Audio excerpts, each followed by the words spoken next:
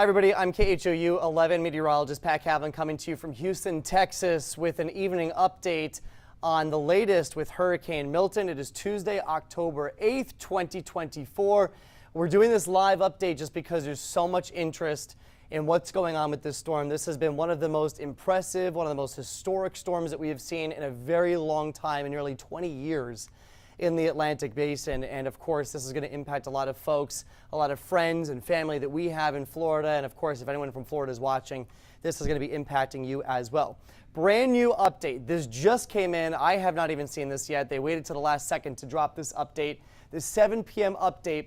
The wind speed has not changed. They held it steady at 165 miles per hour, but the pressure dropped. So we went from 905 millibars to 902 millibars, a sign that this storm is still trying to intensify, as if that weren't obvious from the satellite imagery. So what we're looking at here, this is infrared satellite imagery. What infrared satellite imagery does is it tells us the temperature of the tops of the clouds. Why does that matter? Because think of hurricanes as just a giant complex of thunderstorms rotating around a core. That's what a thunderstorm, that's what a hurricane is. The colder the tops of those clouds, the higher the clouds are. The higher the clouds are, the more intense the storms are. And therefore, the more intense the storms, the more intense the hurricane. So the colder the cloud tops, the more intense the hurricane and the better organized the storm is. And you can see, I mean, this is just pretty much a perfect circle on satellite. You've got those bright white colors indicating really cold cloud tops on the order of 80 to 100 degrees below 0 Celsius. That's some of the coldest cloud top readings that we ever see with tropical systems. And it's not just a couple of patches of white. The whole thing is that color, indicating a very broad area of intense thunderstorms around the core of this storm. Movement is also starting to move to the northeast now. For a while, this storm is going just to the east, but we'll do one there, and then watch what happens. The storm is starting to take that northeast jog now. Still moving about east by northeast, but still starting to take more of that turn, which is not a good sign, obviously, for Florida, but as long as it stays in that forecast cone, then we have a better idea of what we're going to expect, right? We don't want the storm to deviate from the forecast cone. Let's take a wider look at what's going on, and we'll switch views. So we go from infrared satellite to water vapor satellite. This is a little more self-explanatory, right? Water vapor indicates the amount of moisture, the amount of water vapor that's in the atmosphere. So the green here indicating a very saturated atmosphere. That's obvious around the hurricane. The copper color, though, to the north and west indicates bone dry, I mean desert dry air that's trying to nudge its way into the northwest side of this storm. And notice this arc in the clouds here. That's the jet stream that's starting to influence what's going on here in the Gulf of Mexico. So the jet is literally dipping south and arcing across the middle of the Gulf. It's not close enough to the storm yet that it's going to have a negative impact on what the storm looks like, the health of the storm, but eventually as the storm begins to move closer to the jet stream, that's when the jet will start to work in our favor and it will start to weaken the storm. So right now the storm looks incredible on satellite, but of course the more incredible something looks, the better something looks on satellite, the more dangerous it is, the worse it is. So just a little bit of vocabulary background there as we get into this live update. If I ever say something looks amazing or it looks beautiful or whatever, it means that it's bad, basically. The better something looks, the more dangerous it is. And we have a dangerous, healthy-looking storm there on satellite. But our saving grace as we get into tomorrow will be it starting to move closer to this jet stream, this really fast river of air in the upper levels of the atmosphere. That's what's going to start to weaken it. On the flip side, as it weakens, it will start to expand, and we'll touch on that in just a second. Hurricane hunters are in this storm right now, and they did one pass. The first pass they did, they found the lowest pressure down to 902 millibars, which is why we now have that reading. They also found wind speeds at 176 miles per hour. I don't think that translated to the surface, which is why they held steady at 165. These flight level winds don't always reflect what's happening down at the surface, so they actually drop what's called dropsondes. They're just weather instruments. They drop out of the plane and they record what's going on in the atmosphere all the way down to the surface. And so obviously those did not record a wind speed higher than 165, but the pressure is down, which means that the wind speeds may follow. We may get a jump in the next update, which comes in at 10 p.m. Central Time. So the hurricane hunters just did their second pass through the eye. They'll do probably 2 more passes before they call it a night and head home before the next flight comes out later on. But a very healthy and dangerous looking storm here on satellite. Latest forecast, no changes with the 7 p.m. update. We don't get our next change until a 10 p.m. update. So if you've been following along, it all looks the same. Still expected to maintain Category 5 status through tonight.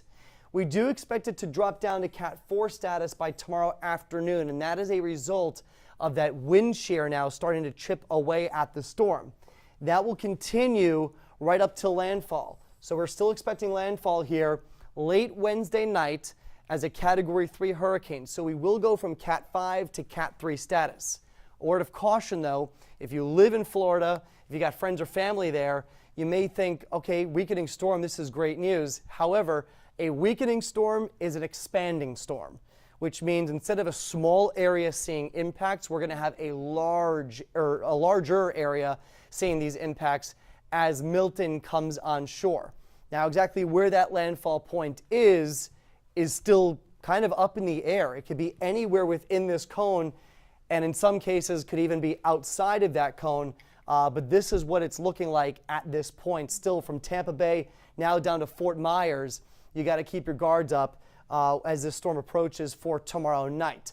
National Hurricane Center, when they issue their forecast products, they'll actually issue a full discussion on what's going on with the storm. It's a little science heavy, but sometimes there are messages to the public in there. And this is one that I just pulled. Evacuations and other preparations should be completed today, Tuesday. Milton has the potential to be one of the most destructive hurricanes on record for West Central Florida. The folks at the National Hurricane Center do not write this stuff for clicks. They don't write it for money. There's no clickbait involved here. They kind of give it to you straight. They give it to you exactly what they're saying. And for them to say something like this should hopefully impress upon everybody how significant this storm is and almost how unprecedented it could be to see a storm go into this part of Florida at this strength. So some really kind of sobering words there from the Hurricane Center. All right, so let's talk about Milton's interaction with the jet stream. So what we've got plotted here are the upper level winds. The darker the blue, the stronger the wind. So you can see the jet stream cuts right across the Gulf of Mexico and then shoots to the north and east.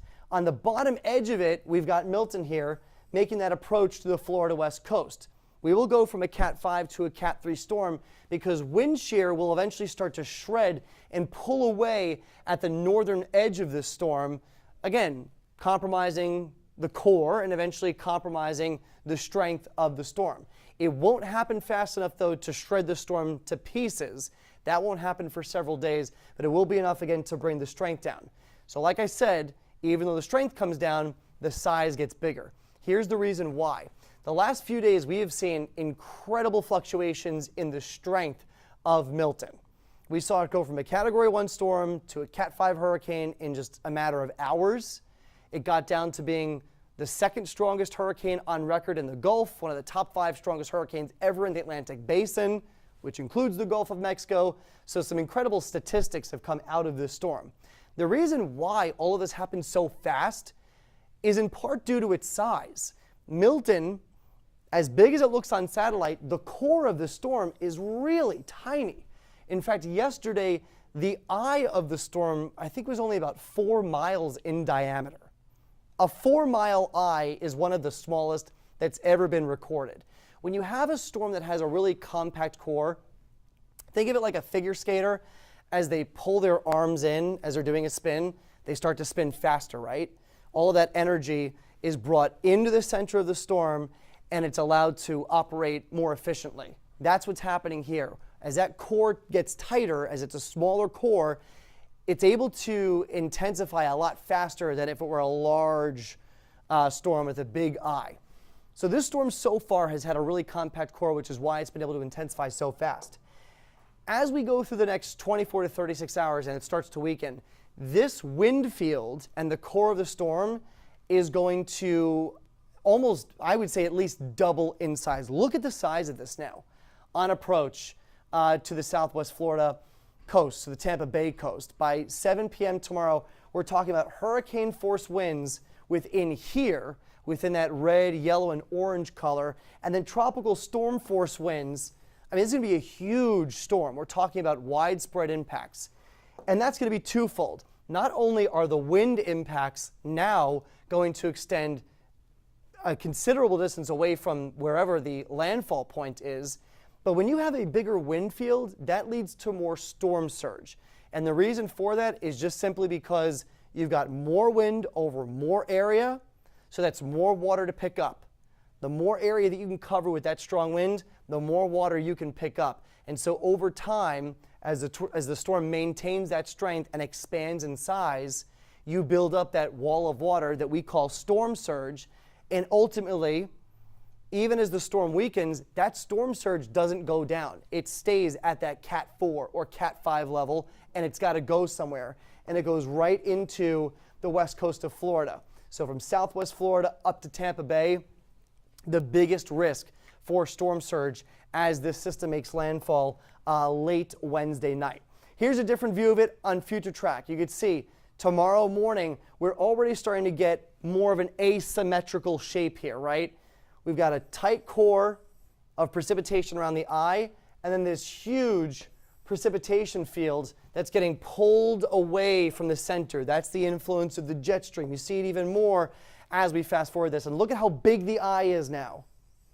So instead of that 4-mile wide eye, we've got like a 40-mile wide eye here. It could be 10 times bigger than it was at its smallest point yesterday by the time we get to landfall. But now we've also got rain extending all the way out towards the east coast. So it becomes a very lopsided storm. And so with this, you've got two threats now. You've got freshwater rain flooding that's going to happen on the north side of the system, where you get some of those heavier rainfall values. So Tampa Bay, tremendous amounts of rainfall and a lot of wind too. You're on the north side here of that eye wall. On the south side of the storm, not a lot of rain, so we're not worried about rainfall flooding, but incredible amounts of storm surge getting pushed in by that storm. You're talking about winds coming onshore 100 miles per hour. That's pushing feet and feet and feet of water from the Gulf of Mexico into those communities.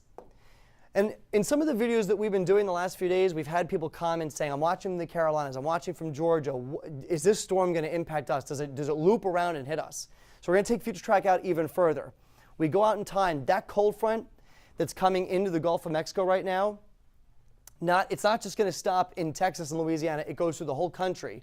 And that is going to literally sweep this thing. First of all, it's going to shred it to pieces. Look at that. By Thursday night, it's a mess as it goes out to sea. But it takes it to the east, away from the U.S. The only impact that we are going to see in the United States, unfortunately, is going to be in Florida. But areas like Georgia, the Carolinas, this is not your storm. Thankfully, you've got enough to deal with. Unfortunately, though, for the folks in Florida, this is going to be your second time going through a hurricane. Different area, but still very impactful for a good part of the state. All right, let's talk storm surge now. This is the official map put out by the National Hurricane Center. They've painted the entire West Coast under the potential for seeing storm surge. This forecast is going to get much more fine-tuned as we get into tomorrow. But right now the forecast calls for 10 to 15 feet of storm surge for all of Tampa Bay. 10 to 15 feet of storm surge would be the highest value that they've ever seen in Tampa Bay. So if you have family that lives in Tampa, they're by the water, they're saying, I'm not leaving, I've been through storms before, I know how this goes. There's no other way to say this than if this verifies in the worst case scenario, Tampa's going to run out of luck. This will be the worst storm they've seen in over 100 years. That being said, there is the potential that the storm goes farther south and Tampa Bay gets lucky again. That's not a gamble you want to take, though, because it's going to be a last-minute decision, and by that point, it's too late to evacuate. Best case scenario, you get out, and you come back the next day, and your home is still there. Worst case scenario, you stay, and you end up on the roof of your home as a storm comes in with 15 feet of storm surge. Just some words of wisdom there, and if you don't believe me, ask some folks down at Fort Myers Beach that went through this 2 years ago, the folks that stayed in Fort Myers Beach, what that experience was like. A little farther down the coast, speaking of Fort Myers Beach, this is terrible because, again, just 2 years ago they went through Hurricane Ian, wiped out a large part of Fort Myers Beach, which is its own city separate from Fort Myers. And now we're forecasting, again, 8 to 12 feet of storm surge for that area. And that forecast may go up depending on what this track actually looks like by the time it gets tomorrow. But big time evacuations going on in Cape Coral, Fort Myers, the outer islands of Lee County, and also Port Charlotte. Port Charlotte didn't get a huge hit from storm surge with Ian. Unfortunately, it looks like this will be your storm for storm surge. And then the values do drop off as you get farther to the south. All right, let's take a look at the model plots. We start with the current satellite image, and we send all the models on their way. So each one of the white lines here indicates a different computer model. We could look at these until, you go blurry vision-wise, just looking at the computer screen. So what we've done is we simplify it. We take a cluster of these models, we average them, and we get what's known as the consensus. That's the black lines that are going through the screen. We zoom in, and remember I was talking about Tampa Bay could get lucky. There's a chance. If you've been following along with these model plots, they've been going back and forth. North, south, and a difference of only 20, 30, 40 miles. This latest run, the models are south of Tampa Bay. Tomorrow morning, the models could be north of Tampa Bay. But this is where things stand right now. The models take this storm just to the south of Tampa Bay into the Sarasota-Bradenton area, which would mean the worst storm surge comes in on the south side into southwest Florida. And you get a north wind, which means a reverse storm surge in Tampa Bay where the water actually leaves the bay. Speaking of that, let's talk about the storm surge impacts. This is the most important takeaway that I'm going to give you with this video. Someone watching this, or someone that has friends or family, someone that's in Florida is going to get unlucky. That's the bottom line. If it's not Tampa Bay, it's Southwest Florida. That's what's going to happen. We have a major storm that's coming for the west coast of Florida. Somebody's going to get unlucky. I hate to say it, but that's just the way it is. Whether or not Tampa Bay is spared will really hinge on the exact track. And the reason why we keep mentioning Tampa Bay is because, first of all, haven't taken a direct hit in over 100 years. But second of all, that bay is so large and shaped in such a way that if you get the storm making landfall like this, where it goes right through northern Pinellas County. Pinellas County is where St. Petersburg is, right here, okay? That is going to take all of this water and it is going to push it into the bay. And that bay is a bowl. It has nowhere to go. So once you fill that bowl with water, then it will start to empty into neighborhoods and communities and cities. That's the issue with Tampa Bay. And nobody that has lived there in modern history has experienced this yet because, again, it's been over 100 years since they've taken a direct hit from a storm like this. So since then, obviously this area has built up significantly. So there's a lot of folks that have never been through this, that aren't from the area, that just moved there. Just think about how much the population has increased in the last 10 years, okay? And so now you've got all this developed area, homes, communities, cities, towns that are going to be impacted by this.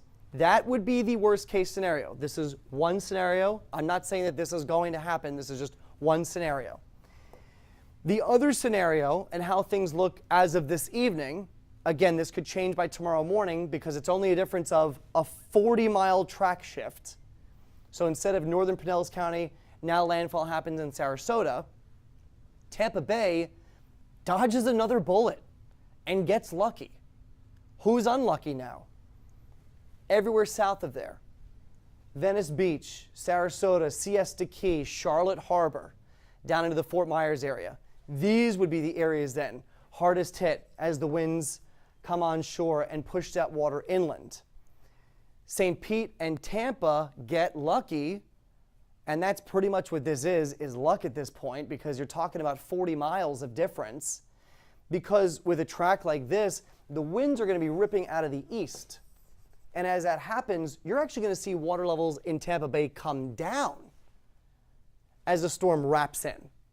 And all that water then goes into areas to the south. That's what's so complicated about this forecast. So you might be saying, okay, well then why are they evacuating people if there's still this unknown? Because it takes a lot of time to evacuate hundreds of thousands of people. So they can't do it the night before, right? That's the answer. I wish that we were at the point where we could give you a forecast down to 5 miles. We're not there yet. We're not going to be there probably until 12 hours before landfall, if that. And even then, these storms still wobble. But as we get into tomorrow, it will become more clear if that southward jog is a trend or if it's just a wobble. We could wake up tomorrow morning, the models could be back to the north again, Tampa Bay back in the crosshairs. We don't know. Regardless, though, of storm surge impacts, even if the storm takes this south track, major wind damage through the Tampa Bay area. This is going to be a very impactful storm for Tampa Bay. This is going to be an extremely impactful storm for this entire area, from Tampa Bay all the way down into Southwest Florida. So this is the bottom line. The storm will expand as it weakens. A weakening storm is an expanding storm. It gets bigger as it loses its strength. You're talking about catastrophic storm surge somewhere on the west coast of Florida. That I can tell you with certainty. Exactly where that happens, we don't know yet. Could be Tampa Bay. I will tell you for sure, it is looking like it will be Charlotte Harbor, potentially into Southwest Florida as well. But I would say anywhere from Venice to Charlotte Harbor, you are looking at catastrophic storm surge regardless of this little wobble, Tampa Bay, not Tampa Bay, because it looks like this storm is going to be somewhere to your north, which puts you on the worst side of the storm. So the big question is what happens with Tampa Bay. We'll wait and see what happens with that. But widespread wind damage is likely, not just for coastal areas, for the entire stretch of the state going from the west coast along I-4 through Orlando and coming out the east coast. This storm is expected to maintain hurricane strength across the entire peninsula. So that's the bottom line. That's what we got for you. That's the latest on Hurricane Milton as it makes that approach to Florida. Expected to maintain that Category 5 strength through the overnight. Drops down to Cat 3 by tomorrow night. If you live in the area, listen to the evacuation orders. If you have friends or family there, make sure that you're in touch with them. Make sure that they're staying safe. And remember, you run from the water, you hide from the wind. If you're not being told to evacuate, don't, unless you live in a mobile or modular home. If you don't live in a sturdy structure, then find a safer place to live. But if you live away from the water, you should be fine. Just make sure that you're hunkering down and getting ready for a big windstorm. That's the latest on Milton. Thank you for watching. Stay safe, and we'll keep you updated here as the storm gets closer.